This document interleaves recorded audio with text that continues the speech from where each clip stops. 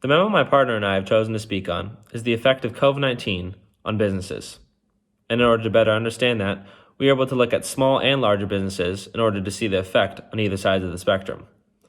Now, according to PNAS, the Proceedings of the National Academy of Science, published a recent article outlining a survey where they studied 4.6 million small businesses. The survey was conducted between March 28th and April 4th, 2020, the peak of the coronavirus. Now, in turn, they found 43% of the businesses had temporarily closed, and nearly all of these closures were due to the COVID-19. Small businesses have been crushed by the progression of the coronavirus. A majority of small businesses rely on storefront properties to continue to sell products. Although, because of the advancing coronavirus, many states are placing stay-at-home orders, which is then causing a lack of customer interaction. The companies are then unable to turn a profit, increase sales, and ultimately not make their rent. Yet, many too big to fail businesses continue to thrive and seek yearly highs within the stock market. Clearly, we see Facebook reaching new highs, Tesla reaching new highs, and so is Amazon. Although due to the failing businesses and recent layoffs, the government did provide fiscal. Yet with more stimulus, many employees have understand that they are able to receive more money while being on unemployment than working for the job itself. So many companies are unable to provide customers because of their lack of employees and able to provide even more sales revenue. Therefore, they have closed and unable to provide the products within the public.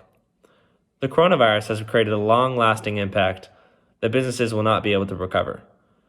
It is a time where businesses have to find new forms of cash flow in order to make ends meet. Yet, large businesses are continuing to thrive. Therefore, my partner will go into even more depth in understanding the effect of the coronavirus on large businesses. Unlike the small businesses, large companies such as Facebook, Amazon, Apple, and Google have turned a large profit during these troubling times. This is because there are more people staying at home, shopping online, searching the web, and this helps these companies. When people shop online, they use Amazon, which raises their stock prices and in turn raises their company value. Facebook has more online traffic now, so they can make more revenue via advertisements, and new members raises their stock prices. While other big tech companies took a hit to their stock prices in March when COVID was relatively a new virus, but have now turned it around and their stock prices are reaching all-time highs, even though it's one of the greatest recessions we've ever had.